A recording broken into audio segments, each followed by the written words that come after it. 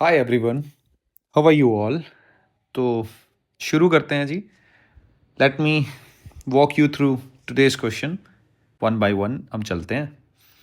तो जी, पहले इसके बारे में बात करते हैं। तो ये सारे सवाल बहुत अच्छे हैं, तो आपको हर एक सवाल से कुछ ना कुछ बातें सीखने को मिलेंगी। देखो, जो ये सवाल है, ये सवाल कह रहा है आपसे कि figure shows a solid metal sphere of radius a surrounded by concentric thin metal shell of radius 2 है। यानी कि ये मेटल बॉल है, ये शेल है, ठीक है। और दोनों पे इनिशियली आपने क्यू क्यू चार्ज दे रखा है। Each initially both have charges Q. When the two are connected by a conducting wire, the amount of heat produce in this process.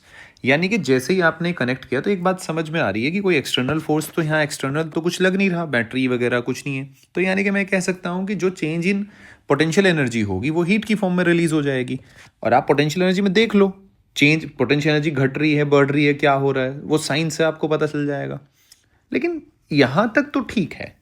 अब जो बच्चे के दिमाग में आती है, सर पोटेंशियल एनर्जी कैसे लिखूंगा।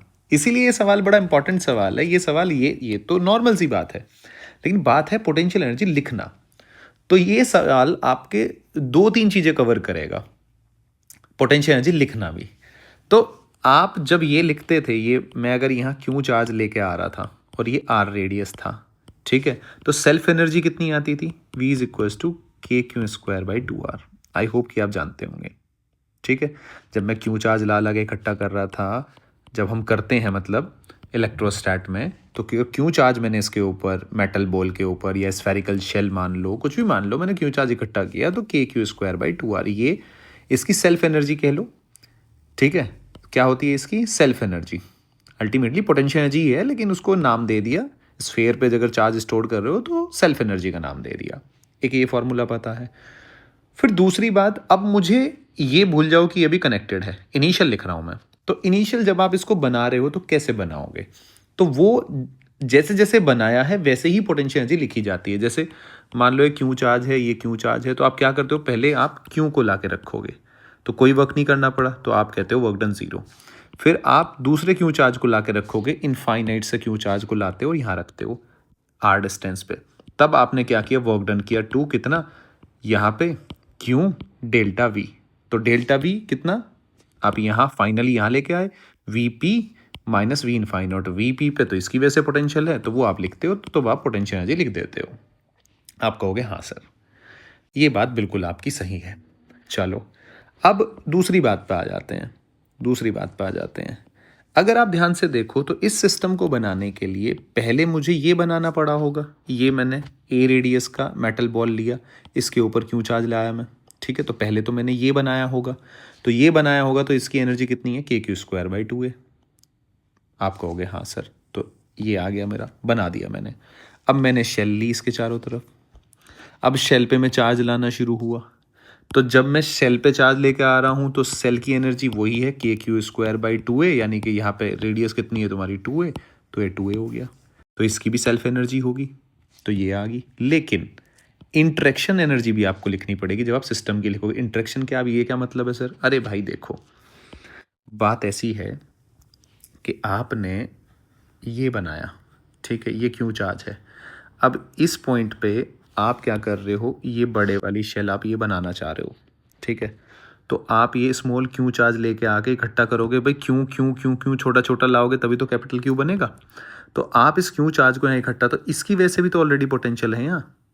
तो ये जो आप चार्ज लेके आ रहे हो क्यों, सेल्फ एनर्जी तो है ही, तो ये इंटरेक्शन किस किस का इलेक्ट्रिक फील्ड महसूस करेगा, किसकी वजह से, इसकी वजह से तो करेगा ही करेगा भाई, इसकी वजह से तो करेगा ही अंदर वाली। लेकिन अब जो चार्ज इकट्ठा हो रहा है, जैसे आप यहाँ बनाने लग रहे थे, यहाँ क्यू चार्ज आ गया, फिर आप डी क्यू चार्ज लेके आए, तो इसके अगेंस्ट वर्क करना पड़ रहा था जब आप प्रॉपर डेरिवेशन करते हो। तो अब यहाँ दो चीज़ देखो, ये क्यू चार्ज, अब जो डी क्यू चार्ज लेके आए आप, इसके अगेंस्ट तो आपको वर्क करना ही पड़ रहा है। अब भैया ये भी तो है, इसकी वजह से भी तो इस पॉइंट पे पोटेंशियल होगा। तो उसके लिए हम इंटरेक्शन एनर्जी लिखते हैं। इंटरेक्शन एनर्जी कुछ नहीं है, इसकी वजह से इस पॉइंट पे पोटेंशियल सबकी जगह सेम होगा, तो क्या होगा, पोटेंशियल पोटेंशियल एनर्जी कैसे लिखते हो आप, क्यू इंटू वी। तो इसकी वजह से पोटेंशियल क्या होता है भाई, डेल्टा वी लिखते हो आप, ये डेल्टा वी पोटेंशियल तो वो नहीं होता, लेकिन इनफाइनाइट पे मैं जीरो मान लेता हूँ, तो जीरो के रेफरेंस में लिखता हूँ, तो क्यू इंटू वी सीधा, ठीक है। ये मैंने मान रखा है वी इनफाइनाइट जीरो। आपके समझ ना आ रहा हो तो आप पोटेंशियल वाले लेक्चर जाके देख सकते हैं, उसमें मैंने पूरा आसानी से बहुत बेहतर तरीके से समझा रखा है। तो Q इंटू, अब इस चार्ज की वजह से V क्या हो जाएगा, के capital Q divide by 2A। Potential तो यही होगा जो कि यहाँ लिखा हुआ है। तो फाइनल क्या बना, के कैपिटल Q का स्क्वायर बाई 2A। तो ये क्या होगी तुम्हारी इनिशियल, जो इनिशियल होगी वो तुमने जोड़ी, ठीक है, ऐसे जोड़ ली तुमने, जोड़ के तुम्हारा आया 5/4 KQ² बाई A। अब फाइनली क्या हुआ, जब आपने कनेक्ट कर दिया, अब यहाँ एक कॉन्सेप्ट है, कौन सा, delta V is equals to E dot D R. अब इसका मैं यूज़ करूँगा। अगर आपने कनेक्ट कर दिया तो इस, भाई ये क्या है, ये मेटल का है, ये शेल है, तो कनेक्ट करने का मतलब क्या होता है, पोटेंशियल सेम। अरे बोलो भाई, पोटेंशियल सेम। पोटेंशियल सेम का मतलब क्या होता है, डेल्टा वी ज़ीरो, यानी कि E dot D R is equal to zero. अगर E dot D R zero है तो डी आर, तो भैया डी आर का मतलब क्या है, डी आर का मतलब है ये लेंथ थोड़ी ना ज़ीरो होगी, तो डी आर तो ज़ीरो हो नहीं सकता। तो इसका मतलब ई को ही ज़ीरो होना पड़ेगा। ई को जो ज़ीरो होने का मतलब क्या है कि यहाँ कोई इलेक्ट्रिक फील्ड नहीं है, ई ज़ीरो है यहाँ, ई ज़ीरो है यहाँ, कोई इलेक्ट्रिक फील्ड नहीं है। इसका मतलब सारा का सारा चार्ज कहाँ चला गया, बाहर। तो यहाँ से आपको एक ये कॉन्सेप्ट समझ में आया। देखो कितना अच्छा सवाल है, कितने कॉन्सेप्ट हैं इसमें। तो अब यहाँ यू फाइनल लिखोगे आप, तो यू फाइनल कैसे, अब ये तो आपको दिख रहा है, ये तो, इसको तो भूल ही जाओ। अब ये तो एक तरह से ऐसे हो गया, ये शेल है और शेल के ऊपर 2Q चार्ज है, इसकी सेल्फ एनर्जी लिखनी है। तो इसकी क्या होगा, KQ², की क्यू की जगह 2Q आ गया, ये लिख दिया, अपॉन 2A, यानी कि 2 × 2A final KQ²/, you final minus you initial, यानी कि माइनस साइन आ जाएगा। माइनस का मतलब क्या है, फाइनल एनर्जी कम है, घट गई है, तो कहाँ गई, हीट की फॉर्म में, खत्म, आंसर आ गया KQ²/, यानी कि second will be the correct answer. अब अगले वाले पे आ जाते हैं, 191। ये भी सेम सवाल है, पर इसमें एक बहुत अच्छा सा कॉन्सेप्ट है। ये पहले आपने ऐसे मेटल बॉल रखी हुई है, तो ये आपसे ये पूछना चाह रहा है, ये सारी बात सही है, ये पूछना चाह रहा है कि जैसे ही आपने स्विच क्लोज किया तो नेट चार्ज स्फेयर से कितना बाहर निकला। अब सीधी सी बात है, टू क्यों, ये क्यों इस पे चार्ज इंड्यूस कर रहा होगा, जो भी इंड्यूस क्यों इंड्यूस कर रहा होगा, मुझे नहीं पता कितना इंड्यूस हुआ है, पर इंड्यूस चार्ज इस पे हो रहा होगा। अब वो देखते हैं पॉजिटिव इंड्यूस होता है, नेगेटिव में क्या होता है। लेकिन एक एक अच्छी बात ये है, जैसे ही आपने कनेक्ट किया तो स्फेयर का पोटेंशियल क्या हो गया, जीरो हो गया।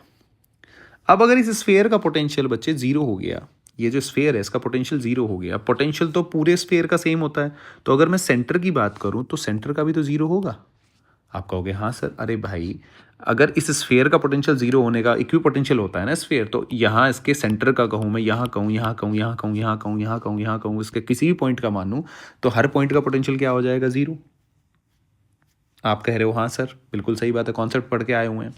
तो इसकी वजह से मैं यहाँ पोटेंशियल लिख सकता हूँ, इसकी वजह से पोटेंशियल लिख सकता हूँ, और जो चार्ज इंड्यूस है उसकी वजह से, और तीनों का मिलके सम क्या आना चाहिए, जीरो आना चाहिए। तो अगर मैं यहाँ पे क्यू इंड्यूस मान लो कि क्यू इंड्यूस हुआ है, मुझे नहीं पता, तो इस क्यू इंड्यूस की वजह से आप अगर ध्यान से देखो, ये क्यू इंड्यूस कुछ भी हुआ हो, अब ये नॉन यूनिफॉर्म, सीधी सी बात है, नॉन, कोई पूछे कैसा होगा, अरे भाई नॉन यूनिफॉर्म है डिस्ट्रीब्यूशन, बाहर में जाए, मुझे उससे कोई मतलब नहीं, यूनिफॉर्म हो नॉन यूनिफॉर्म हो कोई फर्क नहीं पड़ता। क्यों, क्योंकि मैं सेंटर पे निकाल रहा हूँ। तो अगर मैं यहाँ, अगर मान लो तुम्हारा लेट्स सपोज यहाँ चार्ज का डिस्ट्रीब्यूशन ज़्यादा है, यहाँ कम है, यहाँ ऐसे है, लेकिन क्या फ़र्क क्या पड़ता है भाई, इसकी वजह से कितना होगा, डी क्यू की वजह से इस पॉइंट पे। अब सब आप जब डी क्यू जोड़ोगे तो डी क्यू 1 मान लो अलग अलग डिस्ट्रीब्यूशन है, D Q 2 divide by A, भाई के बाई ए कॉमन लेगा ना तू, तो D Q 1 plus D Q 2 plus D Q 3 plus D Q 4 D Q N, तो ये तो टोटल क्यू इंड्यूस ही तो बनेगा। तो कोई टेंशन लेने वाली बात ही नहीं है, यूनिफॉर्म हो या नॉन यूनिफॉर्म। अब यूनिफॉर्म तो कैसे, यूनिफॉर्म क्यों होगा भाई, इसकी वजह से ये फील्ड है, ये लगा रहा है अपना फील्ड, ये अपना फील्ड लगा रहा है, तो सब नॉन यूनिफॉर्म ही डिस्ट्रीब्यूशन होगा, यूनिफॉर्म थोड़ी ना होगा। तो यहाँ से एक बात तो ये पता चली। दूसरी बात भैया, ठीक है सर ये बात आपको, आपने सही बताई। अब पोटेंशियल जीरो हो गया, वीसी जीरो हो गया, अब इसकी वजह से के क्यू, इसकी वजह से सेंटर पे लिखो, इसकी वजह से सेंटर पे लिखो, तो ये लिख दिया दोनों की वजह से। फिर इंड्यूस की वजह से कैसे लिखूंगा, क्यू इंड्यूस, मुझे नहीं पता किस साइन का, divide by R is equal to zero, यानी कि क्यू इंड्यूस का साइन आ गया माइनस, यानी कि अब आप ध्यान से समझो, अगर मैं आपसे ये कहूँ, अगर मैं आपसे ये कहूँ ये चीज़ है आपके पास, और इसके पास यहाँ अगर मैं ऐसे कहूँ कि, ऐसे कह देते हैं +3 कूलम -3 कूलम, इसके ऊपर चार्ज -3 कूलम है, तो यहाँ से किसको जाना पड़ा होगा, +3 कूलम को जाना पड़ा होगा। मानते हो आप, नहीं मानते हो बात? +3 कूलम्ब को यहाँ से जाना पड़ा होगा। तो जैसे ही आप स्विच क्लोज करोगे, अगर चार्ज इतना है तो ये पूछ रहा है the net charge flow out of the sphere, यानी कि इतना चार्ज को जाना पड़ा होगा, क्योंकि पहले तो क्या था तुम्हारे पास, इनिशियली तो क्या था, वो न्यूट्रल था। क्या आप मेरी बात समझ पा रहे हैं? पोटेंशियल क्या हो गया, ज़ीरो। इनिशियली तो कोई चार्ज उस पर था नहीं, अब फाइनली उसके ऊपर चार्ज आ गया। चार्ज आ गया तो भैया वो इतना चार्ज निकल गया, सीधी सी बात है।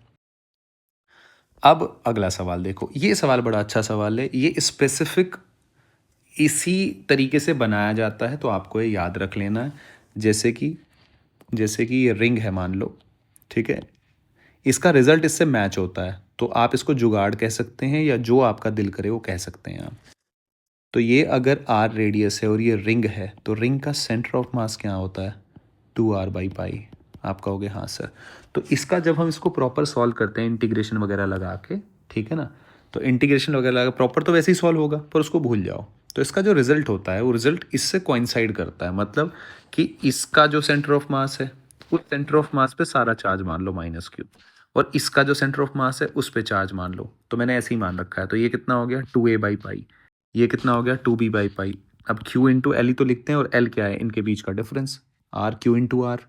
तो बस वही डाइपोल मोमेंट आ गया, सिंपल। ये स्टैंडर्ड सवाल है, और ये तभी है जब ये कांस्टेंट चार्ज हो। ऐसा नहीं है कि आप हर जगह लगा दोगे। अगर ये तुम्हारा चार्ज डेंसिटी वेरिएबल कर दी, फिर कॉम्प्लिकेटेड हो जाएगा। ये तभी वैलिड है जब आपका कांस्टेंट चार्ज, आपने यूनिफॉर्म चार्ज डिस्ट्रीब्यूशन हो, मतलब। ठीक है, तो ये इस तरह का सवाल है। अब 190 की बात देखें। 190 बहुत सिंपल है, ये आप जब डिफ्रेंशिएट करोगे -dv/dx ही है, खाली आई कैप में है। तो खाली ये अगर इलेक्ट्रिक फील्ड में बात करूँ आई कैप में है, तो ऑब्वियस सी बात है परपेंडिकुलर होनी चाहिए प्लेन, वो वाई जेड के प्लेन के पैरेलल होंगे। ठीक है, ये है ना वाई जेड प्लेन, इस प्लेन के पैरेलल प्लेन्स बनेंगे। क्लियर है जी? अगला सवाल देखो, ये सवाल थोड़ा सा अच्छा सवाल है। इसमें कुछ नहीं है, बस बहुत बड़ा भारी भरकम सा सवाल है, मैं सीधा समझाता हूँ। वो कह रहा है कि पहले आपने 5√5 है ये, इससे फेंका, h हाइट गया, फिर आपने 13 मीटर पर सेकंड से फेंका, सेम हाइट गया। तो अब कितनी वेलोसिटी से फेंके और ये नेगेटिव चार्ज कर दिया, पहले इसमें पॉजिटिव चार्ज था, और यहाँ पे जब दूसरी बार फेंका तो इलेक्ट्रिक फील्ड भी इसने ऑन कर दिया। अब इसने डायरेक्शन नहीं दी किस तरफ ऑन किया, लेकिन इसने ये 13 मीटर पर सेकंड दे दिया। पहले कितना था, अगर आप देखो, पहले था 5√5 मीटर पर सेकंड।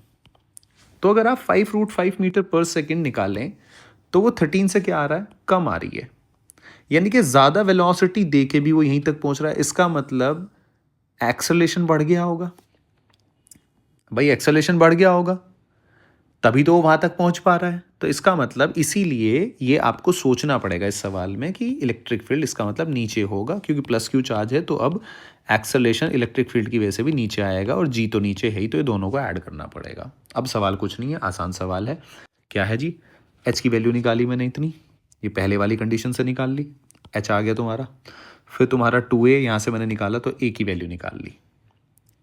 क्लियर है जी? तो यहाँ से जो इस वाले से मैंने ये निकाला। अब मुझे तो एक्सेलरेशन पता है, अब एक्सेलरेशन यहाँ पे एक्सेलरेशन क्या है, g+q/m। अगर इस बॉल के लिए अगर मैं एक्सेलरेशन की बात करूँ, तो mg तो था ही, ma = mg+q/e, sorry. So acceleration आ जाएगा g+q/m, ऐसे ही आएगा, नहीं आएगा? तो उस एक्सेलरेशन की बात कर रहा हूँ मैं इसके केस के लिए। तो ये एक्सेलरेशन मेरा इतना आ गया। यहाँ से मुझे क्या करना है, क्योंकि ई मेरा अननोन है ना, तो मुझे q/m की वैल्यू मैं यहाँ से निकालूंगा। अब थर्ड केस के लिए आ जाते हैं, जो मेरा सवाल है। थर्ड केस क्या कह रहा है, u² = 2gh। तो 2gh, लेकिन यहाँ तो g है नहीं, तो यहाँ इलेक्ट्रिक फील्ड नीचे है, तो ये ऐसे एक्ट करेगा, तो अब ये g-q/m हो जाएगा यहाँ आपका एक्सेलरेशन a3, जो कि ये a3 मैंने लिख रखा है। तो कुछ नहीं, a3 आपने यहाँ रख लेना है, u² आपको निकालना है, q/m की वैल्यू आप सेकंड से उठा के रख देंगे, जो मैंने यहाँ उठा के रख रखी है। फिर आप जब इसको सॉल्व करेंगे आगे फर्दर, तो आपका आंसर फाइनल आएगा u² 81 के बराबर, और u = 9 मीटर पर सेकेंड। ये सवाल, ऐसा सवाल आने के चांसेस बहुत कम होते हैं, क्योंकि थोड़ा बड़ा सवाल हो गया, लेकिन ये समझने के हिसाब से, पॉइंट ऑफ व्यू, कॉन्सेप्ट को थोड़ा और अच्छे से करने में मजबूती देने के लिए मेरे हिसाब से ये एक सही चयन है सवाल का।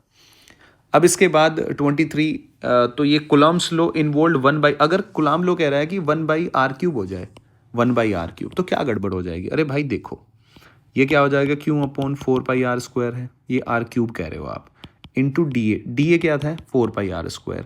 तो भाई ये तो r बच गया ना, ये कभी भी, और ये आपका एक्सपेरिमेंटल है, ये Q/ε0 ही आना चाहिए, तो इम्पॉसिबल है, तो ये गलत बात है, बिल्कुल ट्रू नहीं होगा गॉस लॉ फिर, क्योंकि ये तो कांस्टेंट आना चाहिए, ये Q/ε0 कांस्टेंट आना चाहिए, अगर 1/r³ तो कांस्टेंट नहीं।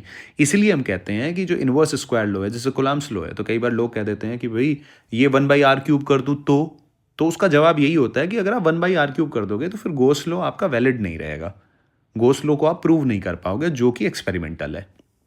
ठीक है, तो जी ये हो गया तुम्हारा। चलो जी आगे देखो, अब बात करते हैं a small test charge is released. अच्छा, एक स्मॉल टेस्ट चार्ज को रिलीज कर दिया। अब जैसे देखो मैंने ये बता दिया कि भाई ये डाइपोल है, अगर आपने यहाँ से छोड़ा तो फोर्स कैसे एक्सपीरियंस करेगा, ऐसे तो ये तो इधर की तरफ मूव करेगा, आगे इलेक्ट्रिक फील्ड, ऐसे तो अलॉन्ग इलेक्ट्रिक फील्ड लाइन थोड़ा ना मूव करेगा। Along the electric field line तभी मूव कर सकता है जब इलेक्ट्रिक फील्ड तुम्हारा क्या हो, ऐसे हो, पैरेलल हो, इलेक्ट्रिक फील्ड लाइंस पैरेलल हो। अगर आपने यहाँ छोड़ा चार्ज तो अब वो इधर एक्सेलरेट हुआ तो इधर ही चलता जाएगा, लेकिन अगर आपकी फील्ड लाइन मुड़ी और आपने यहाँ से छोड़ दिया तो वो तो ऐसे जा रहा है ना, आपको नहीं लगता कि ऐसे पाथ ही अलग अलग हो जाएगा? तो दूसरे वाला भी गलत है। Electric field is discontinuous across the surface of charge conductor, बिल्कुल सही बात है। चार्ज कंडक्टर पे इलेक्ट्रिक फील्ड कैसे होता है, E is equal to sigma local होता है अपॉन एप्सिलॉन नॉट, तो डिसकंटिन्यूअस होता है, हर जगह अलग अलग होता है। लेकिन हाँ, पोटेंशियल तुम्हारा क्या है, continuous across the charge conducting solid sphere, V is equal to KQ/R। ये दोनों स्टेटमेंट सही है, तो ए और बी तुम्हारा गलत है। अब ये 234, अब देखो ये मिक्स करके सवाल आ गया, प्रोजेक्टाइल बना दिया आपने, क्योंकि प्रोजेक्टाइल की कंडीशन क्या होती है, एक्सेलरेशन कांस्टेंट होना चाहिए। ठीक है, तो ये तुम्हें और यू तुम्हारा कॉलिनियर नहीं होना चाहिए, तो ये देखो कंडीशन बना दी, एक्सेलरेशन तुम्हारा यहाँ दे दिया, ठीक है जी, नेगेटिवली चार्ज है तो ऑपोजिट डायरेक्शन में लगता है, तो ये तुम्हारा फोर्स दे दिया। तो कुछ नहीं करना है, एक्सेलरेशन निकाला फर्स्ट वाले का E1 E/m1, सेकंड वाले का निकाला। आपसे कह रहा है कि रेंज बराबर है, मान लिया, यानी कि ux इंटू टी, और सेम अल्फा एंगल से दोनों फेंके गए हैं, तो ux तो सेम होगा, और सेम वेलोसिटी से तो मानते हो ये बात, तो ux तो मैंने काट दिया, यानी कि T1 इक्वल्स टू T2 होगा। ठीक है, फिर अगर सेम वेलोसिटी से है तो U1 U2 बराबर होगा, ये भी काट दिया, 2 कांस्टेंट काट दिया। अब सेम एंगल से फेंके गए हैं तो ये भी कट गया, यानी कि मैं कह सकता हूँ कि A1 will be equals to A2 होगा। यहाँ से मुझे एक बात पता चल गई, अब जब A1 इक्वल्स टू A2 है तो ये कंडीशन है, तो E1/m1 is equals to E2/m2, या E1m1 is equals to E2m1, यानी कि option 4 will be the correct answer. अगला सवाल देखो जी, अगला सवाल अच्छा सवाल है। अगर ये इसके चारों तरफ घूम रहा है बच्चे, तो ये कौन सा मोशन है, सर्कुलर मोशन है। अब सर्कुलर मोशन खुद से तो हो नहीं सकता, कोई तो करा रहा होगा। इसकी वजह से इलेक्ट्रिक फील्ड कहाँ होता है, इनफाइनाइट की वजह से ऐसे। अब इनफाइनाइट की वजह से ऐसे है, नेगेटिव चार्ज है तो ऑपोजिट डायरेक्शन में फोर्स लग रहा होगा, और यही फोर्स इसको सेंट्रीपिटल प्रोवाइड करा रहा होगा, यानी कि mv²/r, और ये फोर्स किसका होगा, QE, और E क्या होगा तुम्हारे पास, सॉरी लैम्डा, सीधा लिख देता हूँ, लैम्डा अपॉन 2πε0r, जो कि मैंने सारा कुछ यहाँ लिखा हुआ है। यहाँ से तुम्हारा v वेलोसिटी, r से r कट गया, यानी कि velocity constant, so third option will be the correct answer. 244 बहुत अच्छा सवाल है, कई बार रिपीटेड सवाल है, और इस तरह का सवाल बनने के आने के चांसेस भी हो सकते हैं। तो ये सीधी सी बात है कि ये बहुत सारा, तो बच्चे क्या सोचते हैं कि भाई अगर मैं इस पी पॉइंट पे बात करूं तो इस पी पॉइंट पे इसकी वजह से भी लिखूंगा मैं the density on the charge sigma, और सिग्मा की वजह से भी। तो जनरली जो बच्चा आंसर करता है वो कॉम्बिनेशन का आंसर करता है, इसका और इसका, इसकी वजह से। लेकिन असल में होता क्या है, जो कंडक्टर होता है ना, प्रॉपर्टी, अगर आप यहाँ चार्ज ला के रख दोगे तो ये जो चार्ज डेंसिटी है ये चेंज हो जाएगी अपने आप, लेकिन वहाँ पे sigma local by epsilon naught he fit रहेगा। इसकी वजह से क्या होगा, इसकी वजह से कंट्रीब्यूशन में क्या आया। अब कहते हो कि सर आप तो कह रहे थे कि सर अगर ये वाली बात है, आप यहाँ चार्ज लेके आ गए और पहले जो था सर, अब होगा क्या, अगर यहाँ पॉजिटिव ऐसे चार्ज है तो इसकी वजह से क्या होगा, इसके फील्ड की वजह से ये जो चार्ज डिस्ट्रीब्यूशन चेंज हो जाएगा, ये सिग्मा लोकल चेंज हो जाता है बच्चे। लेकिन E is equal to outside the conductor sigma by epsilon naught ही होता है। समझो आप मेरी बात को, तो ये यही कहना चाह रहा है, इसीलिए ये सवाल घुमा के दे रखा है। The density of charge at P on the conductor is sigma. चलो बात समझ में आई। द रिजल्टेंट, अब ये दे दिया आपको डेंसिटी है P पॉइंट, इसने ये दे दिया, ये अरेंजमेंट दे दिया, ये दे दिया कि ये सिग्मा है। Resultant field near P will इसने ये नहीं कहा कि ला के रखा, इसने अरेंजमेंट आपको ऑलरेडी गिवन है, तो वो जो है वो चेंज हुई वाली है। जैसे ये सवाल कैसे ऐसे था, तो अगर ये सवाल ये सिग्मा होता कि यहाँ सिग्मा है इस पी पॉइंट पे, इस पी पॉइंट पे सिग्मा है चार्ज डेंसिटी, अब ये कहता कि क्यों चार्ज लाके रखा, तो सिग्मा चेंज होना बनता है, वो इसमें वो फिर इसको देना पड़ता। ठीक है, तो इसने क्या घुमाया, इसने आपको ये डायग्राम दिया और ये बोल दिया कि इस डायग्राम के हिसाब से यहां पे सिग्मा चार्ज तो ऑलरेडी गिवन है, इसका इफेक्ट उसने कंसिडर करने के बाद सिग्मा दिया है। समझो आप मेरी बात को, तो इसलिए आंसर क्या होगा, सिग्मा बाय एप्सिलॉन। ये बहुत अच्छा सवाल है, बहुत अच्छा।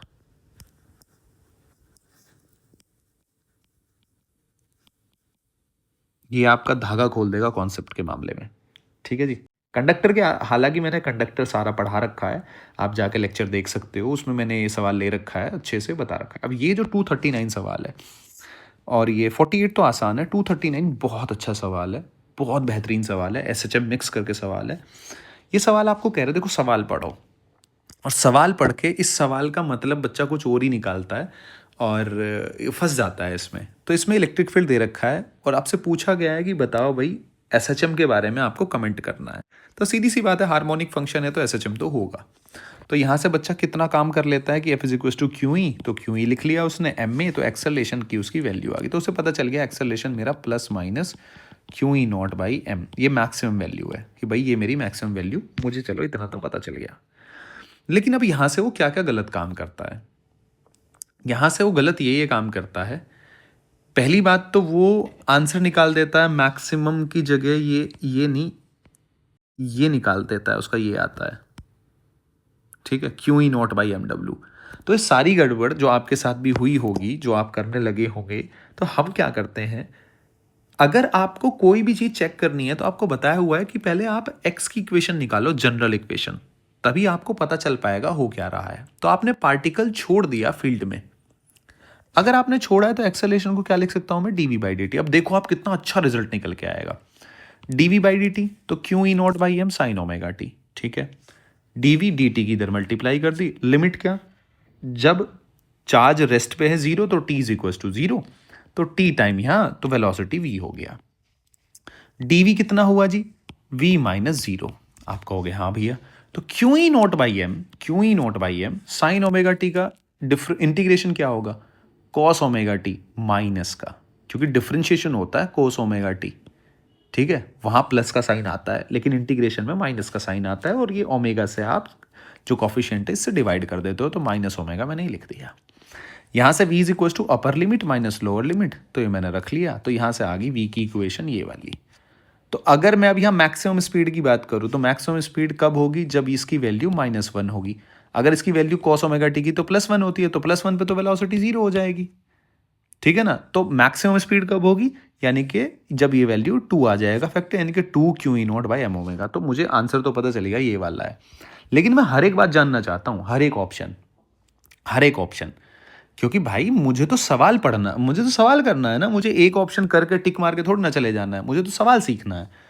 तो आप velocity is equal to D X by D T किया आपने, तो D X by D T ये हो गया, फिर आपने इंटीग्रेशन किया 0 टू एक्स, तो अब आपकी एक्स की इक्वेशन देखो कितनी सुंदर इक्वेशन आई, X T is equal to Q E naught T by M omega, ठीक है जी।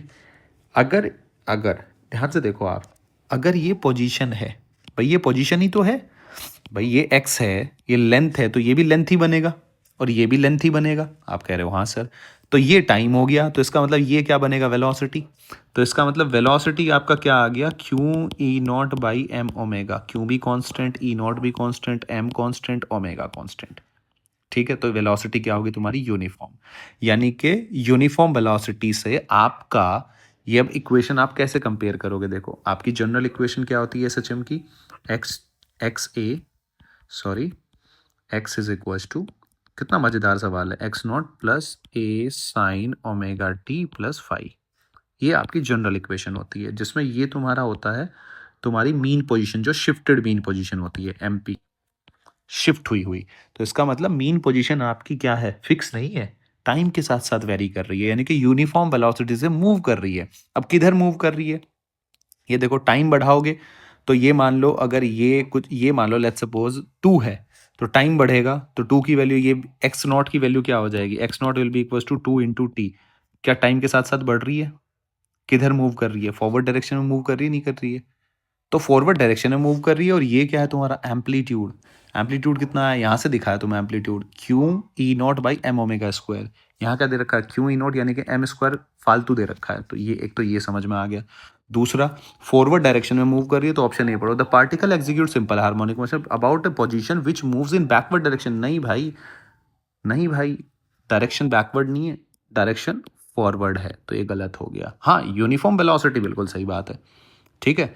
यूनिफॉर्म एक्सेलरेशन से मूव कर रहा है, ये गलत बात है भैया, ये बिल्कुल गलत। Position which advance in the direction of electric field and uniform acceleration, गलत बात है, ठीक है।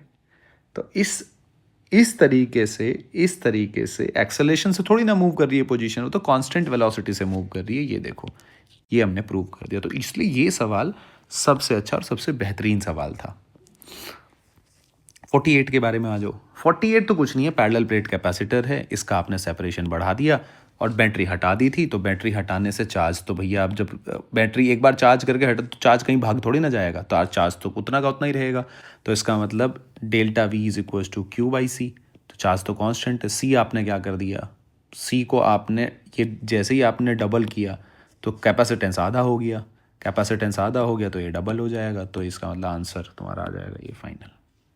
आई होप कि आपको आज का जो लेक्चर है ये अच्छा लगा होगा। इसमें मैंने बहुत सारी बातें बताने की कोशिश करी हैं इलेक्ट्रोस्टैट के रिगार्डिंग। और कल या नेक्स्ट जो हम कल डिस्कस करेंगे तो उसमें मैं सोच रहा हूँ कि कुछ कैपेसिटर से रिलेटेड डिस्कशन किया जाए। तो कल के लिए हम जो सीरीज़ आएगी, जो बच्चे रेगुलर फॉलो कर रहे हैं, कल वाली में हम कैपेसिटर डिस्कशन करेंगे, ताकि आप थोड़ा सा एक बार उसको फॉर्मूले वगैरह पढ़ लो, रिवीजन कर लो, ताकि आपको करने में फिर सवाल मज़ा आए।